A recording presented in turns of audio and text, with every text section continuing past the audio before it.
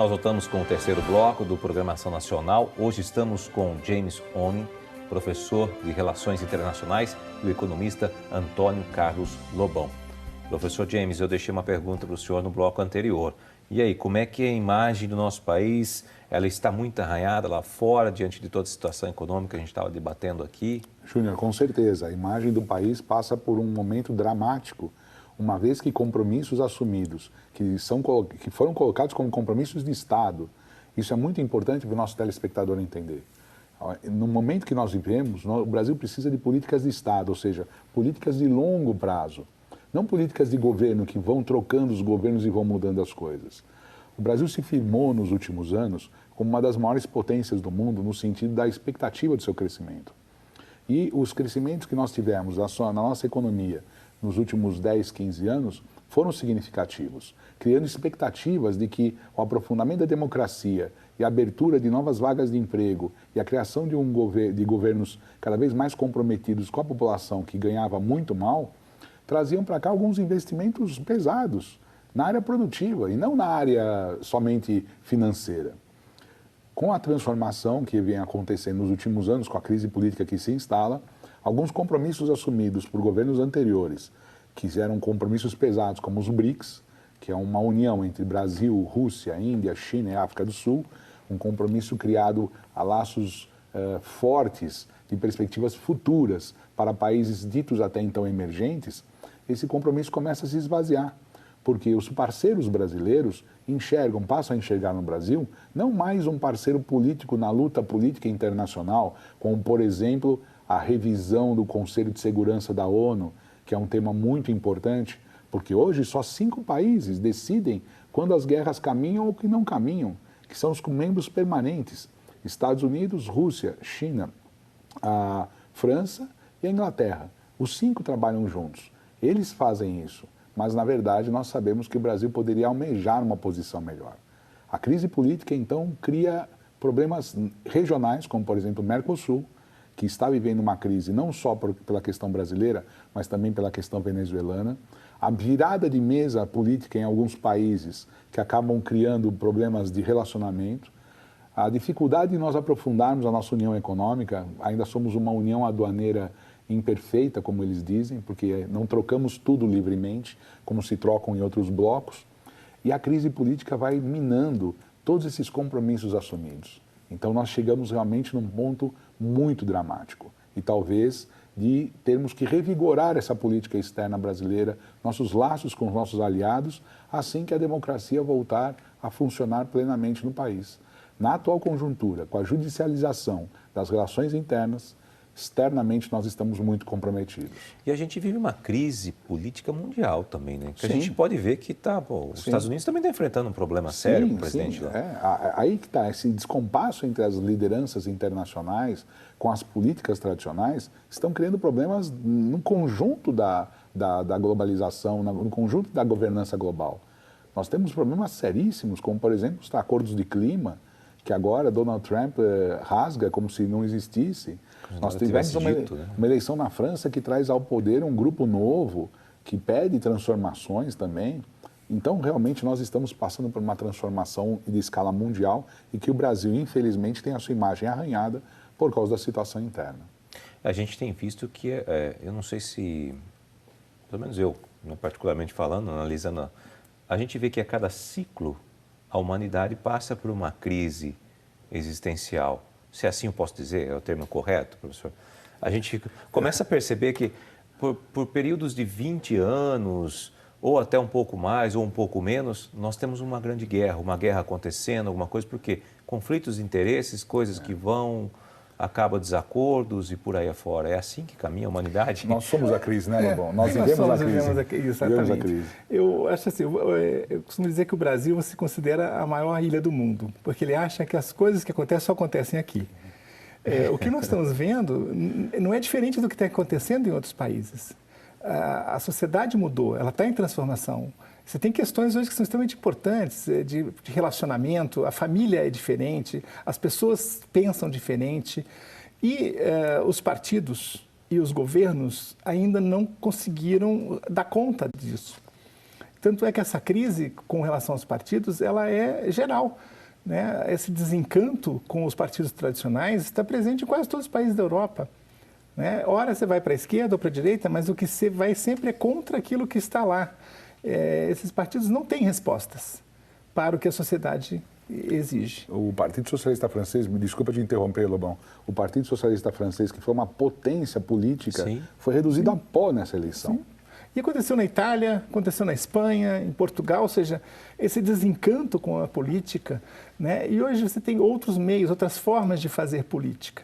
Né? Novas organizações em rede, né? Muito mais horizontalizadas do que verticalizadas. Essa estrutura dos partidos, do bloco que está lá. Você pega Mitterrand, o Partido Socialista Francês, dominou o partido por 30 anos. Ele mandava e desmandava. Quer dizer, hoje a sociedade não aceita isso. Então, nós estamos num momento de reconstrução da democracia.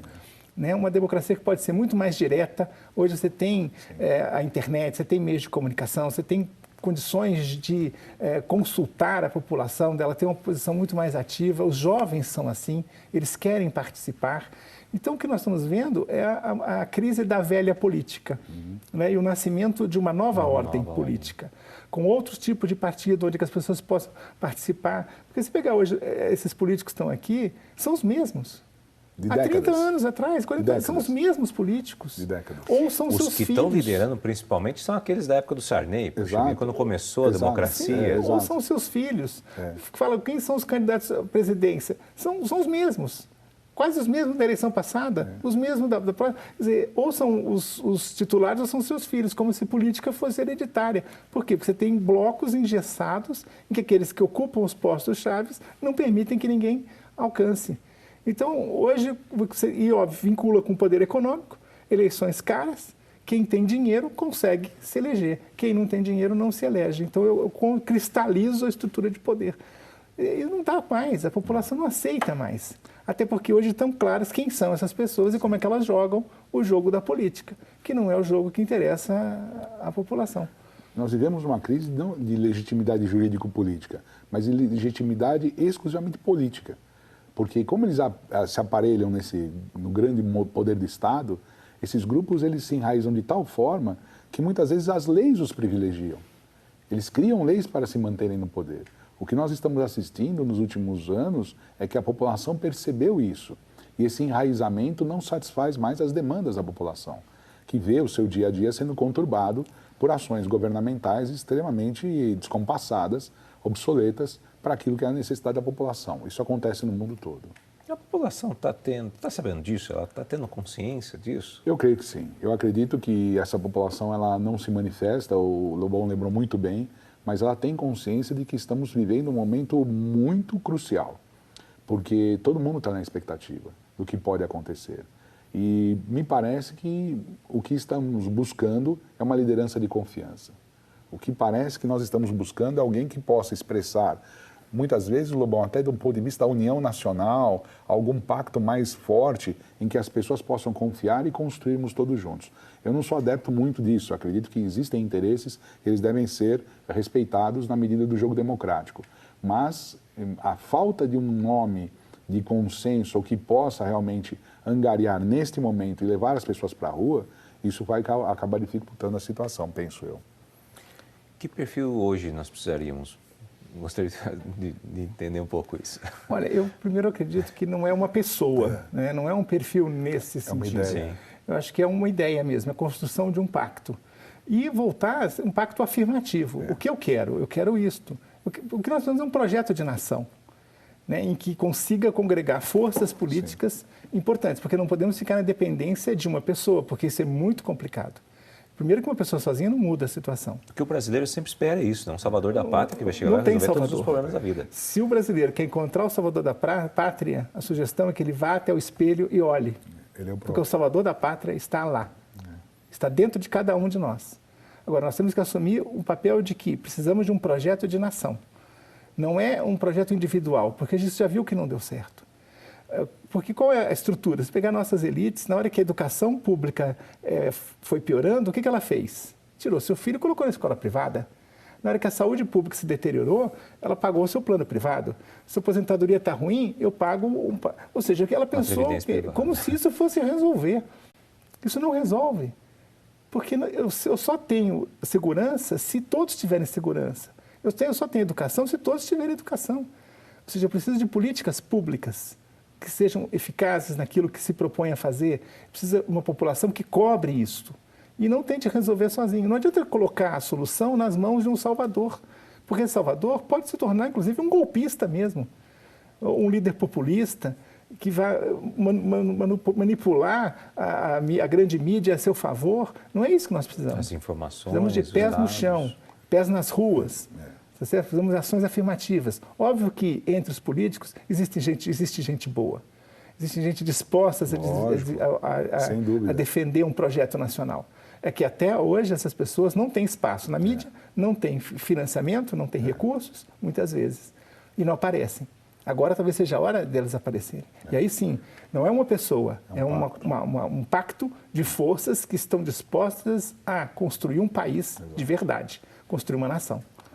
Sem dúvida. Eu acho que isso que a gente está discutindo é tão profundo que o nosso telespectador precisa entender definitivamente, ou imaginar, ou se pensar nesse contexto, mas existe um termo que é muito utilizado, que é um termo chamado glocal.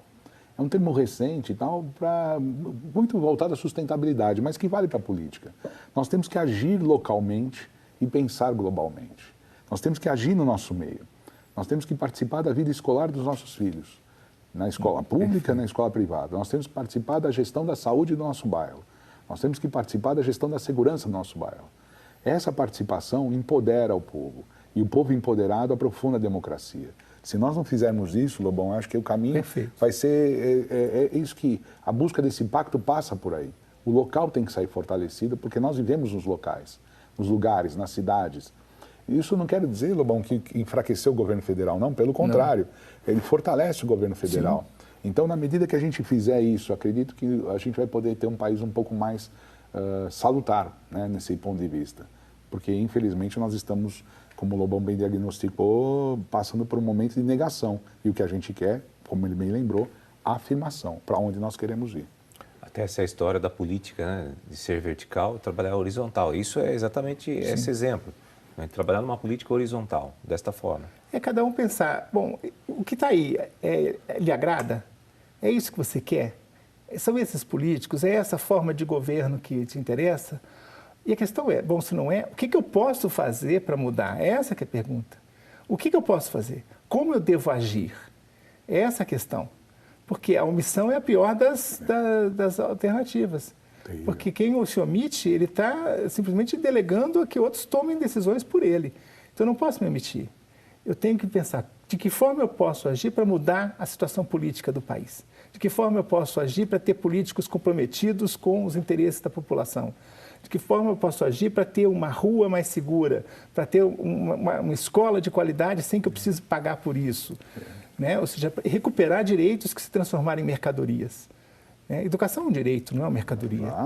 Né? Saúde é um direito, não é uma mercadoria. Então, eu tenho que tratar isso como direito e tenho que exigir isso. Na hora que eu exijo isso, eu exijo que recursos sejam alocados para isso e não para outras coisas. Agora, eu quero fiscalizar, eu quero ver quanto se paga por isso, quanto se paga pelo remédio, quanto se paga pelo livro escolar. Eu tenho que ter essa postura ativa, proativa, como se gosta. Como você tinha falado, hoje os meios da internet propiciam esse controle. É muito fácil, é só democratizar, né? Sim, exatamente. Bom, esse programa é Nacional que vai para um rápido intervalo e voltamos já.